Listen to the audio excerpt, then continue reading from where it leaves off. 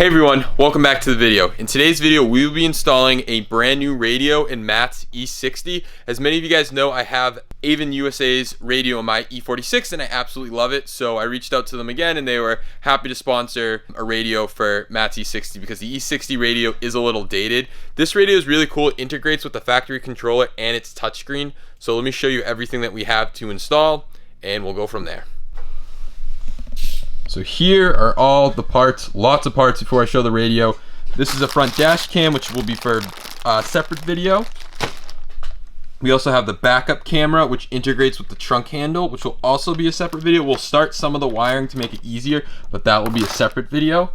We have a GPS splitter for the factory GPS, Wi-Fi. We have USB extenders to add USB ports to it. This looks like a GPS module. Not sure if we need that or we can use the factory one. Still trying to figure stuff out. Some more adapters for like sub out if you have an aftermarket sub, stuff like that. This audio splitter allows you to keep the factory aux cable if you'd like. This behemoth is the wiring harness, which doesn't look as bad compared to the E46 because I don't know, it just goes a short little distance to the actual DVD ROM, so it doesn't look too bad. We also have another aux cable for an aux out. We have a microphone.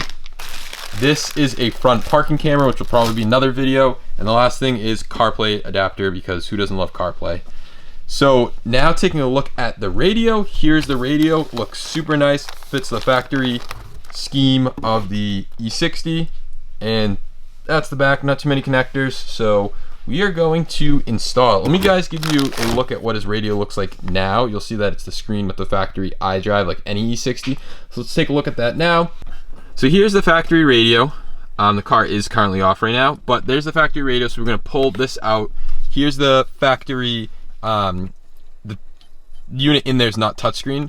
So here's the buttons to control it with the menu, but down here is the actual navigation unit that controls the car. There's a DVD that goes in there for the navigation, so let's see if we can pop it out.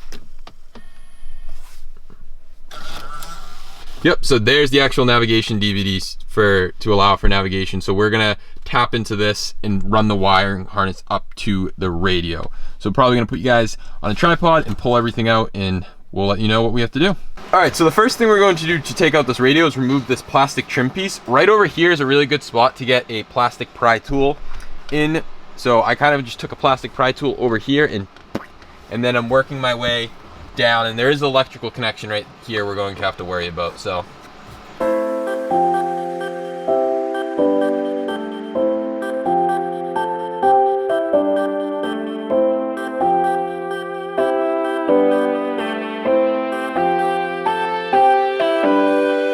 now if you push from behind, the whole electrical piece will just slide through. So slide it all the way through, and then there's a connector right behind here.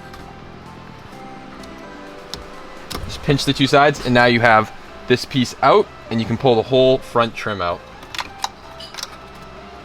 So the next thing we're gonna do is remove the HVAC panel. There's two Phillips head screws right here and here.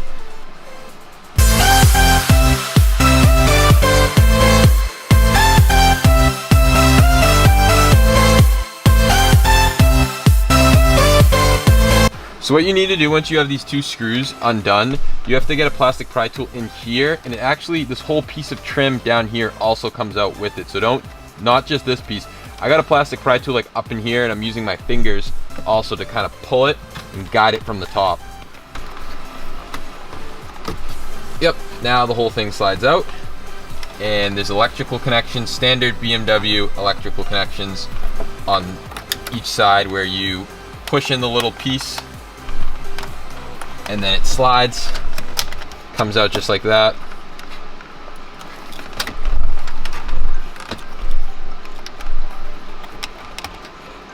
Push in the little piece, slides. And this one looks like just a pinch each side, pull it out. So we're now going to remove the display. To remove the display, there's two T10 bolts sitting right here. 1, 2.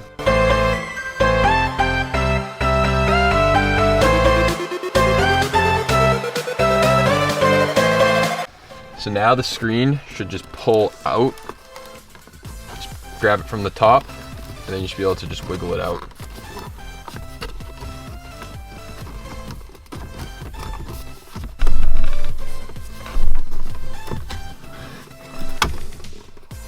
Once it's out, there's the standard BMW connector where you push down and flip the tab. Pull that out, and then there's another cable right here that just pulls out. Alright, so now we're going to move this bottom trim piece so that we can get access to the screws. So first you have to pop out the ashtray and cigarette lighter, and then you pry from the bottom. One of these angled tools is nice. So you just get up, pops out, and then a smaller tool, just go up the side of it.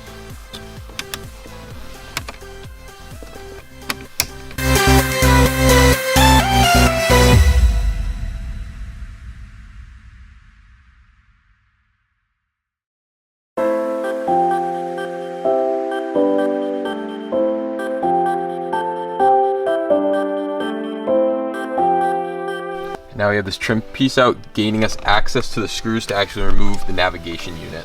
So it looks like there's 4 screws. So we're gonna remove those, and we might need to remove this third one, so we'll let you know once we get it out. So now it's just those 4 screws at the bottom that allow this whole unit to slide out, and you can just pull it out.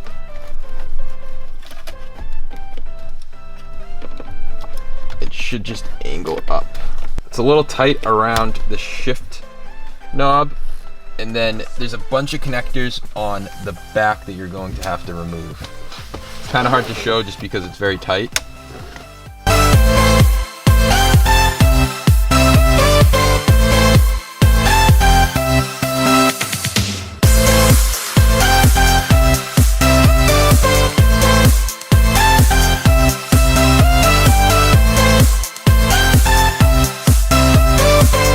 So we finally have the navigation unit out. Those are all the connections on the back. So there's a big one right here. There's the GPS and some other ones and a fan. So now let me show you guys the actual wires. So these were all the wires that we're left with, and we're gonna find out which ones the radio pops in. These ones, this one just pulls out. This one has a piece you just push down like that. This one has another clip you push down. This one was really difficult, and you're supposed to be able to push down with a screwdriver, and the spot right there didn't really happen that way. This is one of those standard BMW connectors where you pinch it, there's a little lever, and you pull down like that. So we're now in the process of trying to actually route this cable. So you're gonna have this cable right here. This cable is the one that's gonna go up to the radio. So there's a hole right up here, and we're trying to route it up to here. And this is where you have your stuff for your backup camera that we'll talk about later. But another thing we've done, we've also wired up the GPS splitter. So this allows you to use the factory GPS module. You can buy a splitter additional from Avin. I definitely recommend this. So one goes to the factory unit, the other one goes to the new navigation unit. One thing I forgot to mention, completely forgot to mention, is that you can access your factory navigation unit through this new one, which is really cool. So we're now in the process of trying to route this guy up to the new unit. It is not as easy as we thought it would be. It's definitely challenging, and there's not a lot of routes to take.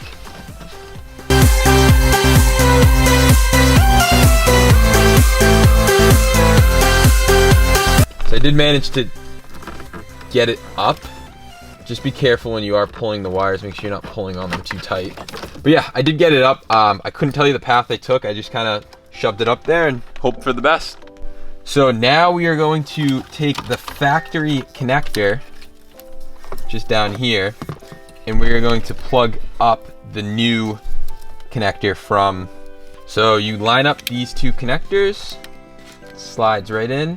One more thing we forgot to mention, I also ran up the USB cable right here, so for CarPlay. So we have the 2 USB cables hanging down here, and we have the CarPlay adapter, which is a wireless CarPlay adapter, hanging right here. We're gonna route that somewhere too. So we also routed the GPS cable up here. We routed the CarPlay adapter down, and we have the new GPS cable from the splitter, the new harness that's going in, and all the factory cables that we are now going to hook back up to the navigation unit. One thing to note that we forgot to mention is right here, your fiber optic cable is going from the factory harness is going to be right here.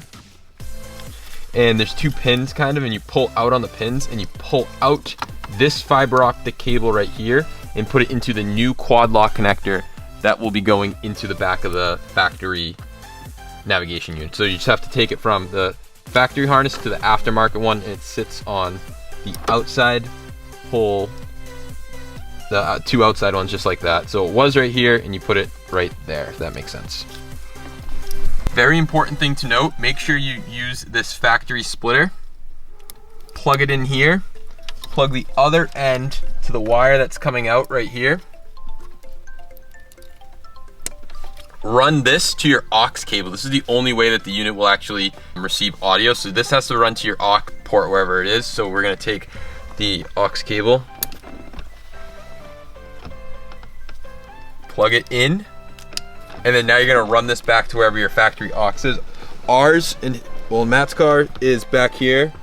We're gonna try to, it's in the back seat, but we're gonna try to make it better. But for right now, we're gonna test it out like that to see what happens. So we finally got this CCC system in. It was a royal pain in the ass. Unfortunately, that quad lock connector is just way too big for this navigation unit in the back. What we ended up doing is there's two cables put together, and you actually have to take them apart and push the quad lock down into the lower left corner all the way down, and it allows CCC system to fit in. I promise it fits in. You can see right now it's in, and we have all the cables up here. So it does fit. It just takes some persuasion and a lot of frustration and swearing, but you'll get it done. We're now going to pop in the actual screen and test it out and see if everything works. So we're now going to put in the head unit. As I said, you don't need this connector right here, so we can just shut that and shove that somewhere in the back. You will need this one from the factory head unit. So it only goes in one way, and it looks like it goes like this. So we'll hold the unit like this.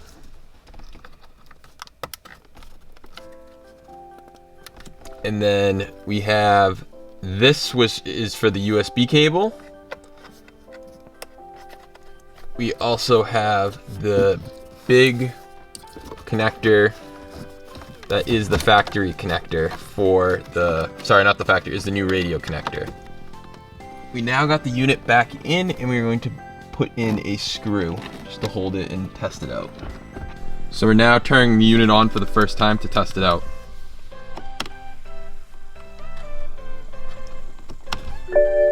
Hey! So we have the Avin logo.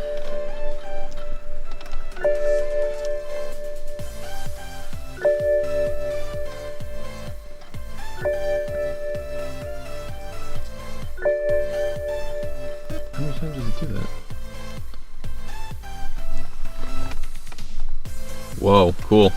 All right, we're gonna play around with it and then we'll get back to you, but it is working and we still have to put the rest of the trim back on. So we do have it working, but it's really cool. You can switch back to the old system. So right now I'm back in the old system.